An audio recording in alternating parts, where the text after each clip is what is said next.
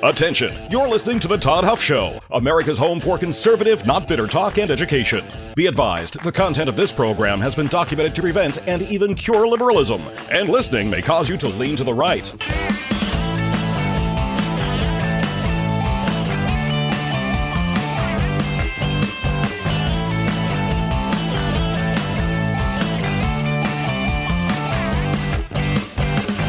And now, coming to you from the Full Suite Wealth Studios, here's your conservative but not bitter host, Todd Huff.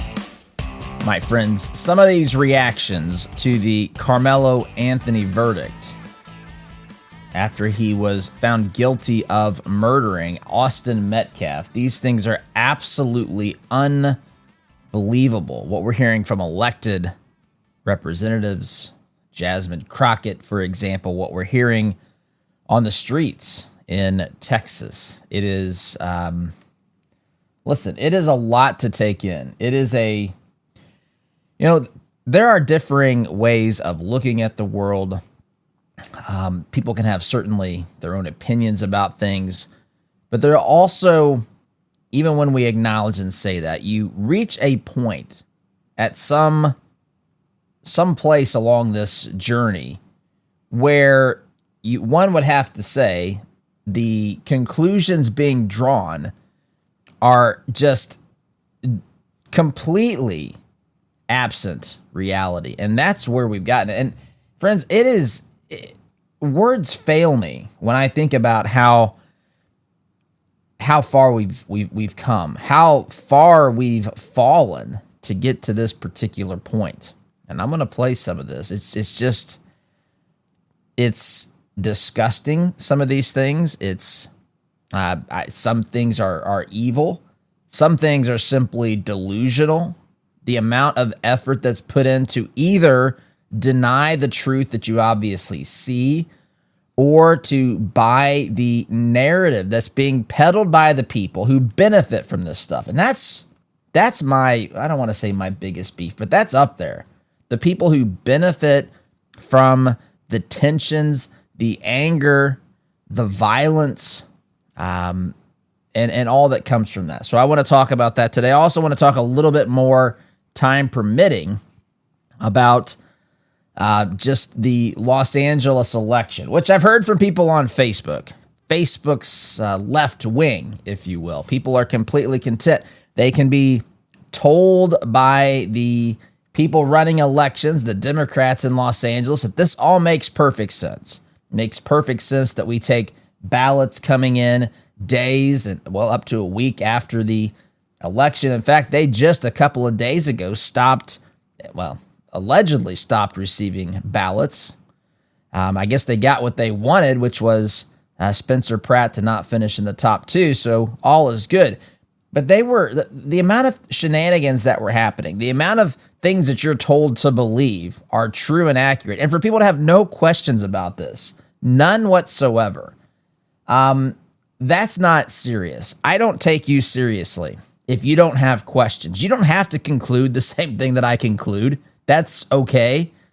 I think that you're clearly wrong in not having more problems with this, but to not pause and to not even ask a question at all, that is a big, big red flag for me. That tells me that the ends justify the means for you. You don't care how we got there, as long as you get the result that you want, which, by the way, I would then say, if you fall into that category, if you want to know what's wrong with America today, go to the nearest bathroom, maybe in your bedroom, and look in the mirror. Because what's looking back, my friends, is a small, tiny part, a microcosm, if you will, of what is wrong in America today. That's what I want to talk about. I appreciate you tuning in. If you have things that you want to share or have me talk about on this program, thoughts, questions, feedback, always be sure to include the appropriate amounts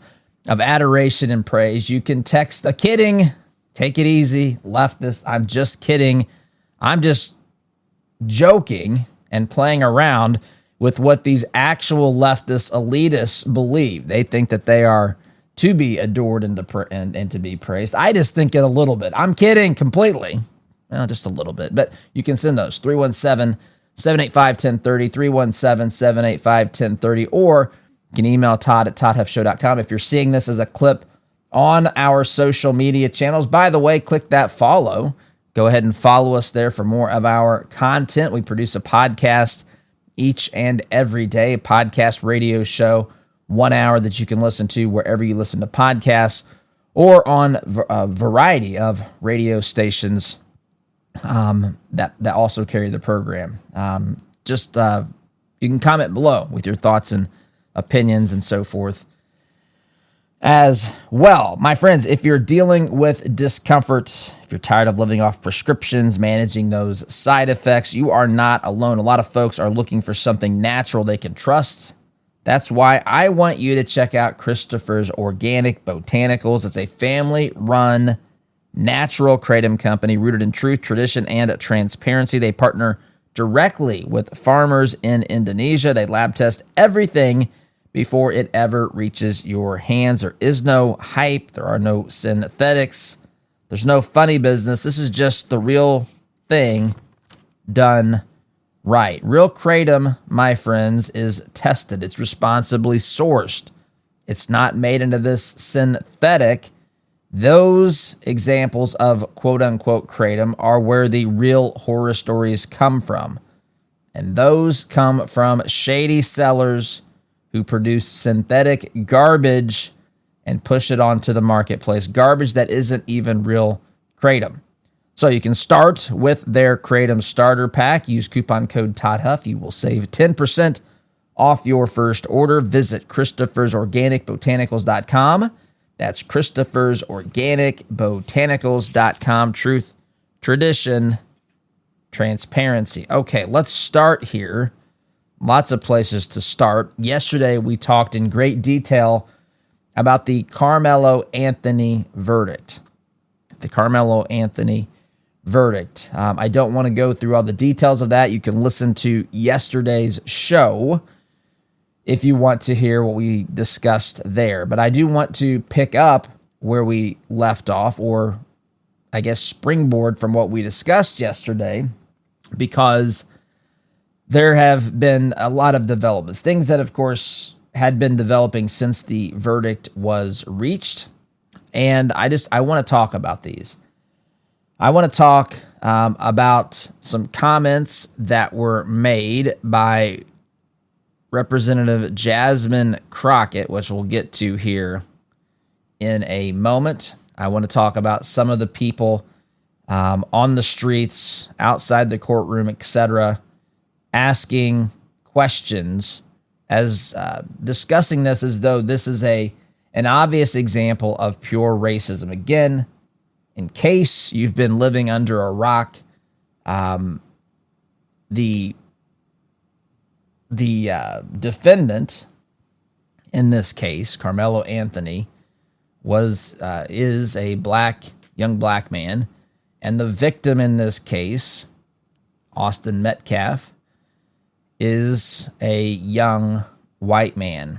Karmelo Anthony stabbed him with a knife, and he was found guilty of murdering Austin Metcalf. And so people are claiming racism. People are saying, what should I tell my young black sons to do? We don't know what else we're supposed to do. I don't know where people are getting their information. Listen, if you just simply read the facts of the story, this is pretty obvious how we got here. It's pretty obvious from the story, from the evidence, what could have been done to prevent this heinous crime. It wasn't an accident. It wasn't something that could not have been avoided. As I went through yesterday from testimony, what happened was these two men were at a track meet. There was a rain delay. They were from different high schools. Austin Metcalf's high school had a tent where their athletes could gather under it, and so they gathered under the tent. Carmelo Anthony also decided to gather under that tent. He was not a student there. The athletes said, "You need to leave. This is not your space." He refused to leave. It got escalated. Austin Metcalf and Carmelo Anthony began to exchange words. Witnesses, as I understand it, say that Carmelo Anthony escalated it. Austin Metcalf shoved or pushed him, according to testimony. This went on for the confrontation went on for 4 to 6 minutes. That's what it appears, according to witnesses and so forth. Austin Metcalf shoved him. Carmelo Anthony pulls out a knife. And by the way, it is a knife. It is a knife. In fact, I even double-checked this today. And this will make more sense as to why I double and triple-checked this, because of something Jasmine Crockett said. Here's what I found. At trial, there was no real dispute that Carmelo Anthony used a knife to stab Austin Metcalf. That would be an established fact of the trial. Anthony's defense was self-defense.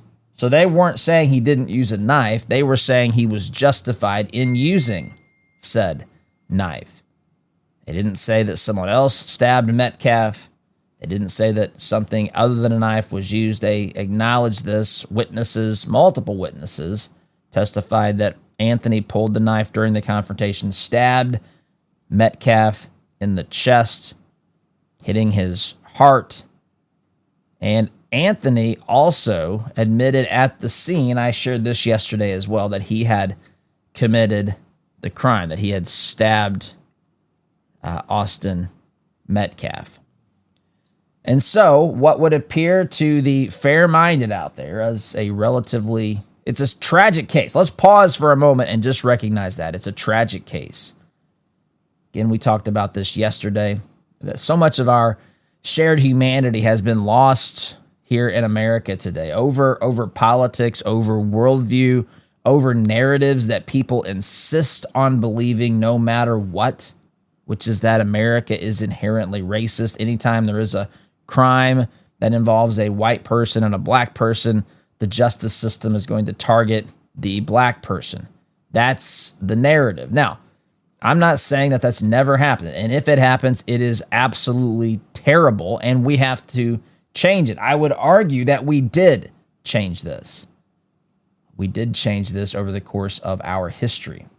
I wish it was never that way, where America treated black citizens, at the time they weren't even considered full citizens. It's terrible. The historical problems of this nation as it pertains to race.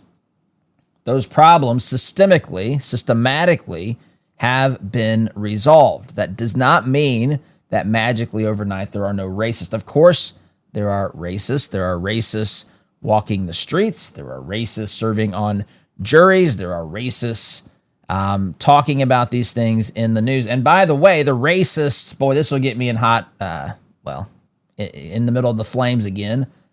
The racist can be any race. You can be obviously white and be racist. You can also be black and be racist. You can be any race, ethnicity, gender, whatever, and you can be racist. Racism is when you basically condemn an entire race for the actions of maybe an individual or for your perceived value of that race. And you group people together and you hate people, judge people, not because of the content of their character, as Martin Luther King told us to do, but rather for the color of their skin. This can go any direction. Some people say if you're black, you can't be racist. Anytime you insulate any group of people for any reason, you're going to have problems. You're going to have problems. So this is what we've got. We've gotten to the point where everything is viewed through the lens of race. And we have to ask ourselves why. Why is this the case? And there are people that make money. There are people who win elections because of this. Because of this. By pitting us against one another, they are able to achieve what they want, which is more money in the bank account, more power, more prestige. an opportunity to run for political office and even win votes predicated upon this morally bankrupt worldview that's been peddled and pushed by lots of people, but including the godless radical left. So with that being said, I want to play a clip. This was posted. I see this at the Blaze. But Jasmine Crockett, this was, I think, uncovered or released by TMZ. And Jasmine Crockett is talking on camera in some hallway, it looks like. I'm not exactly sure where she is. Maybe it's the mental institution she should be locked in. I'm kidding, but just barely, my friends. She says here, what we saw with that verdict is the evidence of a broken system. A lot of people, this is her quote, not mine. A lot of people don't know what it is to live, I should say, as a black person in this country. This black boy said he was scared. And so she goes about justifying the behavior. Let's listen to the full context of her quote here. Let me back this thing up. Hang on. Take it easy.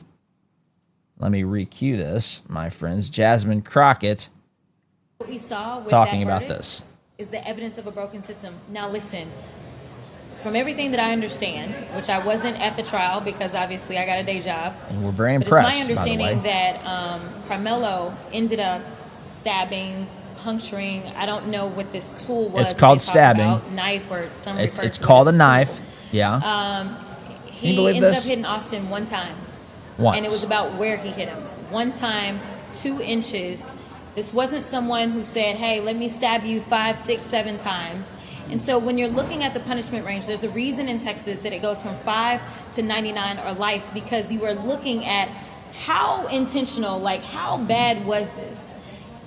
35 years for a kid who had decided to go under a tent that was not his team's tent as it was raining, and simply didn't want to be put out in the rain by some random kid that he didn't know who was larger than him.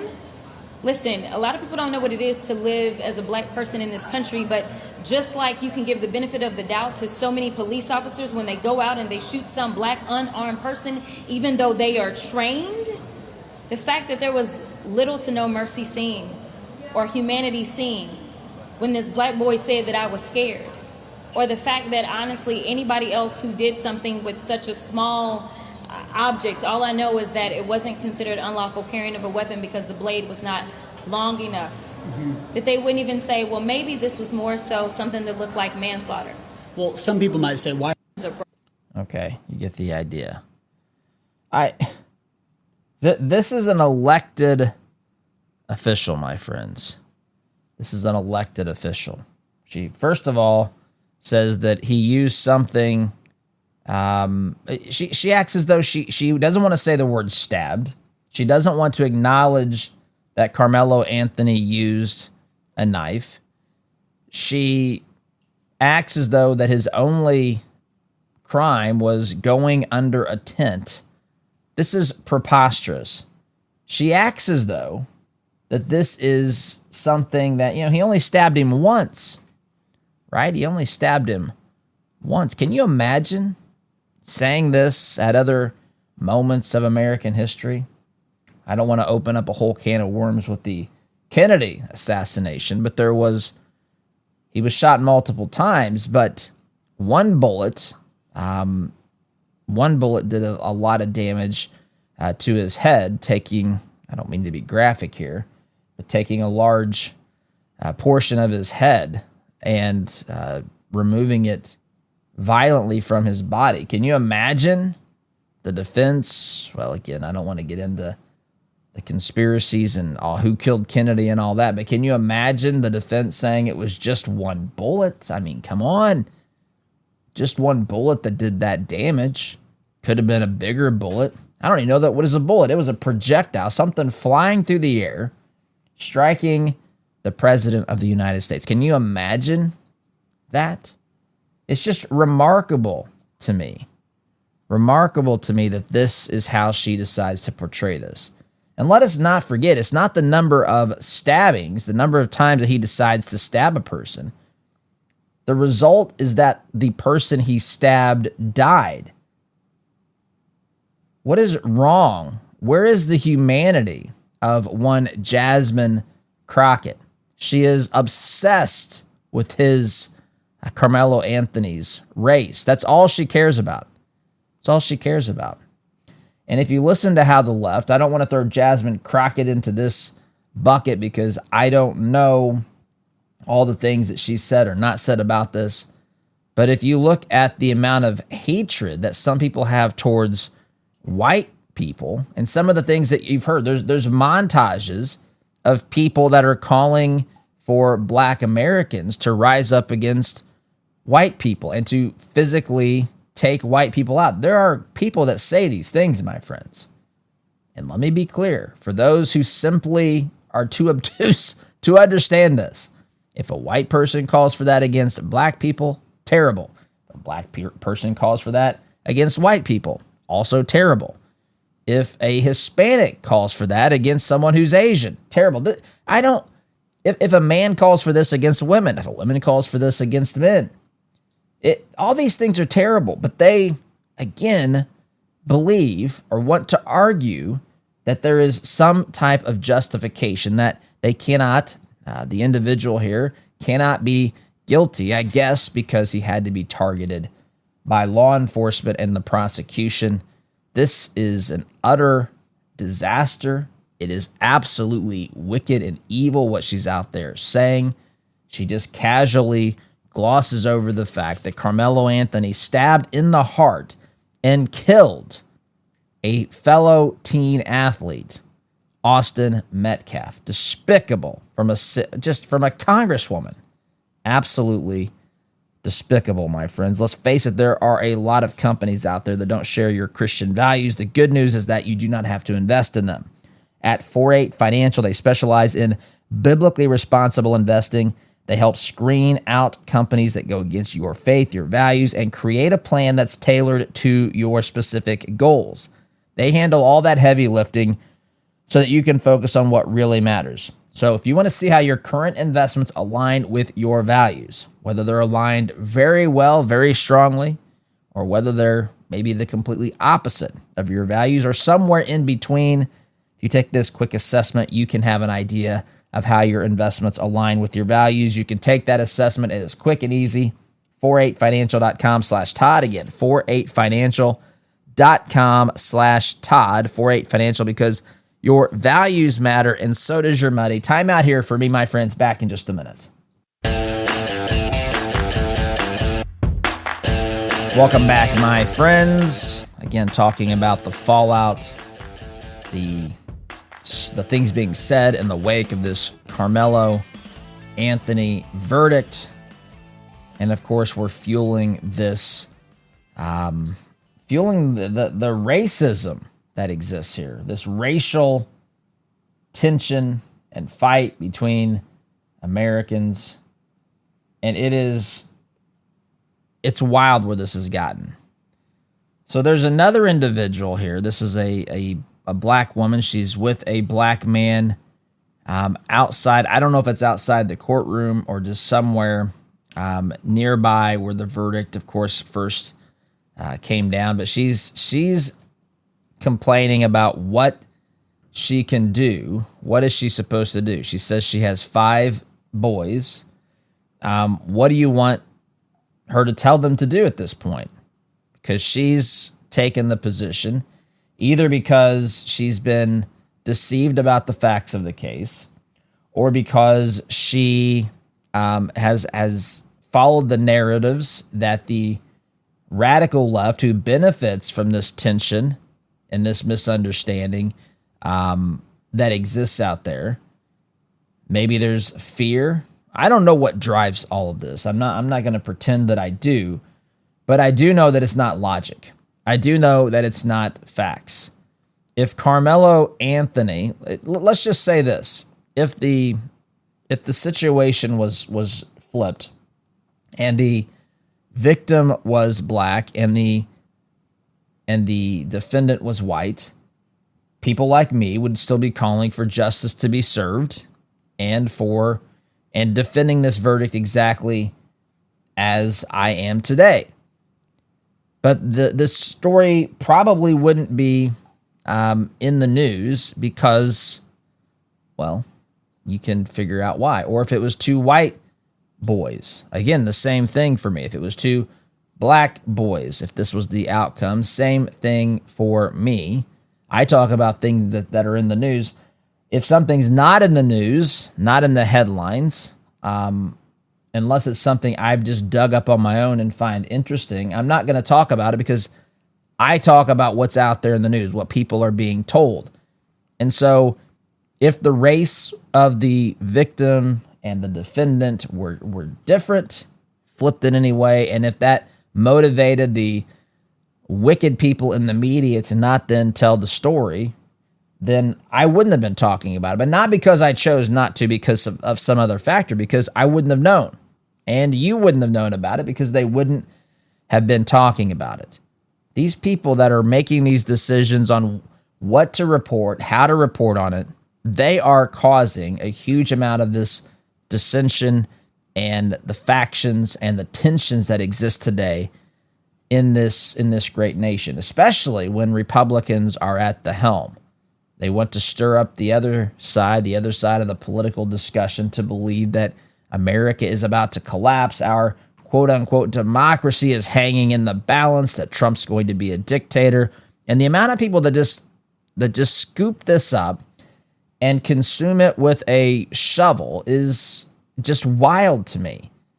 If you've analyzed the information and come to conclusions on your own, even things that I find completely and utterly absurd, I at least appreciate that you got there on your own, through your own decision-making process. But so many people just regurgitate and parrot what they've been told, what they've heard. They don't know what's going on.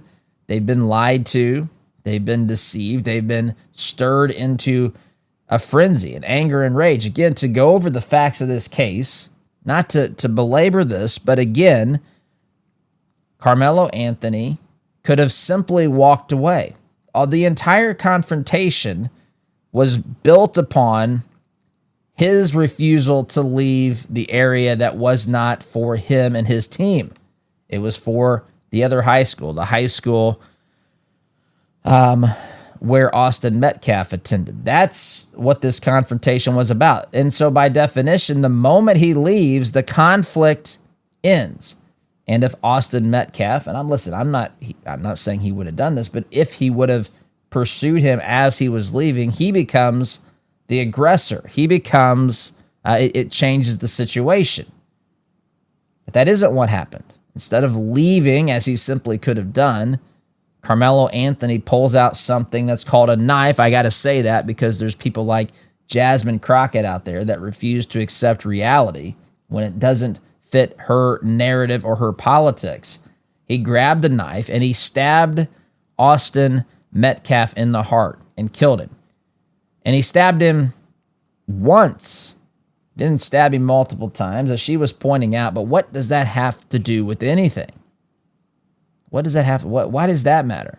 He should get less time because he was more accurate in where he struck his innocent victim. I mean, is that what we're gonna say at this point? Wild stuff. And so there are people outside the courtroom who are asking questions, like, what are they supposed to tell their children? Because they believe a narrative that says Karmelo Anthony was found guilty and sentenced to 35 years because he was simply black. What us to do? What do you want us to do at this point? What? I'm lost for words. I don't know what to do. I got 5 boys. I don't know what. I ain't got nothing to tell them no more. You can't walk away no more. Rest in peace, Trayvon Martin. Let me ask you this, right? So she's asking. She says, I've got 5 boys. I don't know what to do. What am I supposed to tell them? I don't know what to tell them to do anymore. What are we supposed to do? I've got some things that you should tell them to do. Number 1, you should tell them that if they're not allowed to be in a certain place, And in the case of the facts of the case here, they should probably not be there. If it's raining out and he saw a tent and went under it, I don't necessarily fault him for that. But as soon as they say, hey, man, this is our tent, this is for our team, you're from the opposing team, go under your tent. Well, Todd, he didn't have a tent. Well, the school where Karmelo Anthony went could have had a tent. I mean, there's lots of things. It doesn't mean that it's the job of this school to do it. But if you're not a part of that school or that team, then you shouldn't be there. If you're not supposed to be in a place where you are, where you're allowed to be, then you should just leave. This all would have been avoided if he just would have left. If you're going to carry a knife on your person, and that's what Jasmine Crockett was saying. Look, she wanted to go out of the way to say that this was had a short enough blade to where it was not really considered a certain type of weapon, but it's enough of a weapon to kill somebody. It's enough of a weapon to say that it was used to stab someone in the heart. You can't do that with a paper clip. This is a weapon, and it's a knife that was used to kill an individual. I would say, if you want to tell your kids what to do, whether they're white or black or any other race or whatever, don't use deadly force unless it's truly self-defense. And getting in an argument about where you are supposed to be or not supposed to be, clearly not supposed to be here because he didn't attend the school. He wasn't part of this particular team. If you're not supposed to be there, then you should leave. That would have solved this entire problem.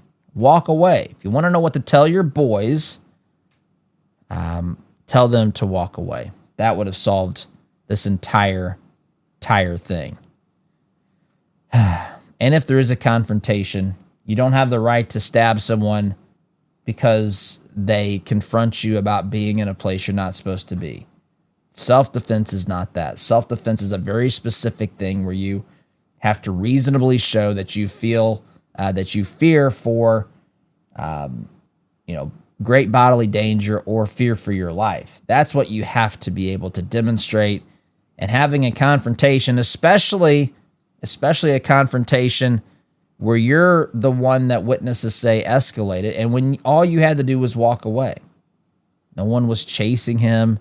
No one was doing anything besides trying to get him to leave, and now someone is stabbed in the heart. And now this entire narrative is about race, and that is absolutely preposterous and absolutely not going to be helpful to getting this nation back on track here, my friends. Got to take a break. Ever wish that you had a whole team to help manage your financial life? That's the beauty of family office services at Full Suite Wealth. Their experienced advisors bring together everything from high-level investment management, private equity, private credit, option strategies, combined with complex legal needs, all customized for you, my friends. It's like having a family office just for you with people who know your story, your goals. If you're serious about planning for the long haul, check them out today, fullsuitewealth.com. That's the website, fullsuitewealth.com. Build your legacy, secure your future. Friends, I've got to take a time out. You're listening here to Conservative Not Bitter Talk. I am your host, Todd Huff, back here in just a minute.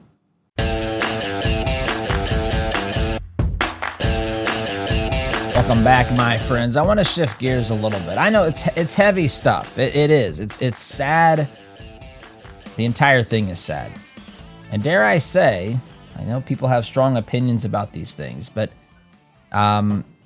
it's terribly sad for the Metcalf family. I've seen videos of people taunting, yelling at their family, saying some really atrocious things, in fact, about their son.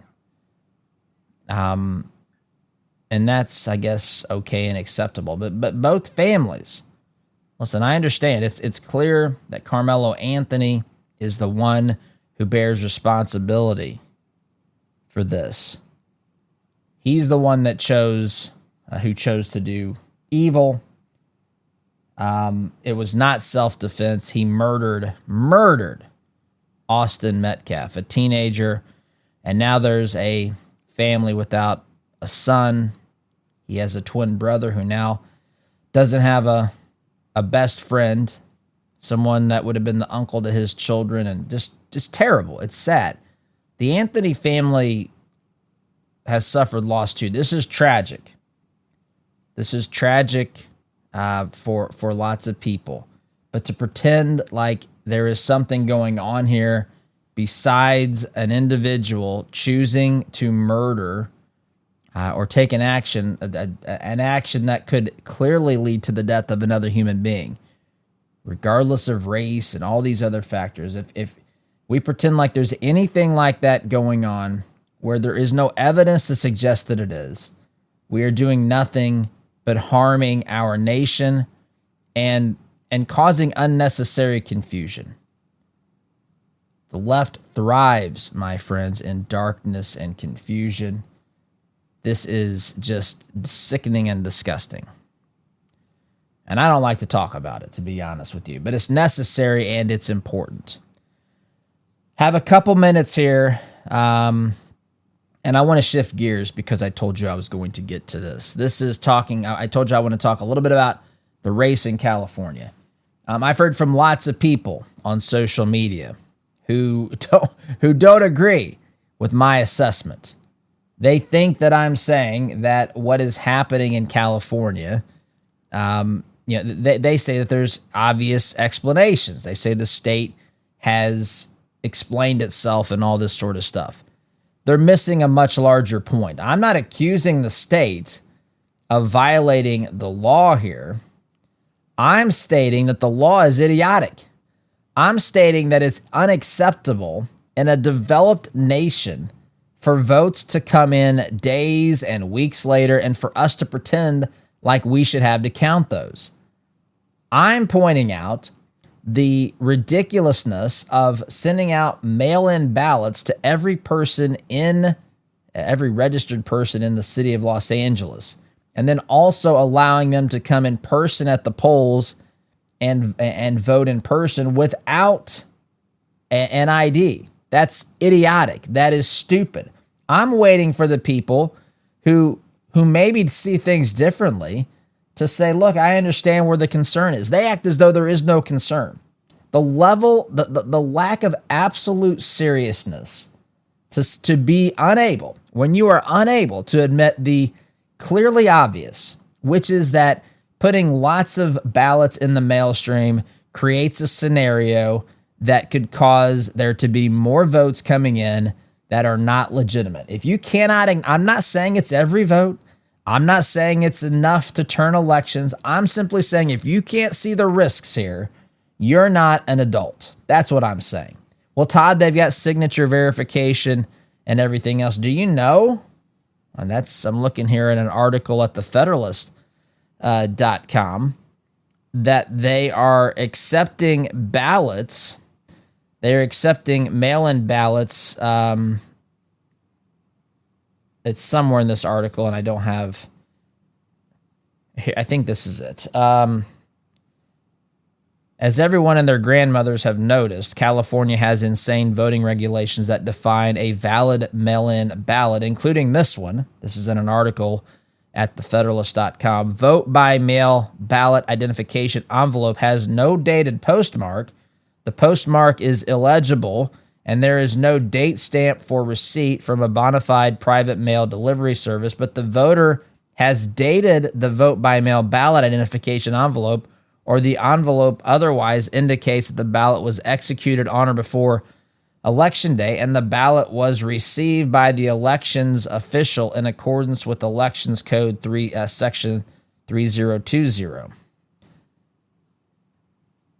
Mail-in ballots that have no postmark and that suddenly appear long after Election Day are counted if the voter has dated the vote by mail ballot identification envelope. There's lots of, I can't go through all of the problems, but if you can't see some of these problems, and if you can't see this, listen to this. This was posted by End Wokeness. I think this was on X. I could be mistaken. I'm just looking at a screenshot. But they said mail-in ballots, this is according to Election Day data. These were mail-in ballots that were arriving before Election Day. Karen Bass was getting 38% of those. Pratt was getting 28%. Rahman was getting 20%. Mail-in ballots were being received or arriving after Election Day. These numbers totally flipped. Rahman almost doubled the percentage that she was getting, from 20 to 37. Meanwhile, Spencer Pratt's numbers dropped about 9%. Karen Bass's numbers dropped 3%. So basically, not only do mail-in ballots favor Democrats, they favor the specific Democrat who needed the count. If you don't have problems with these sorts of things, you're the problem. Gotta go, my friends. SDG.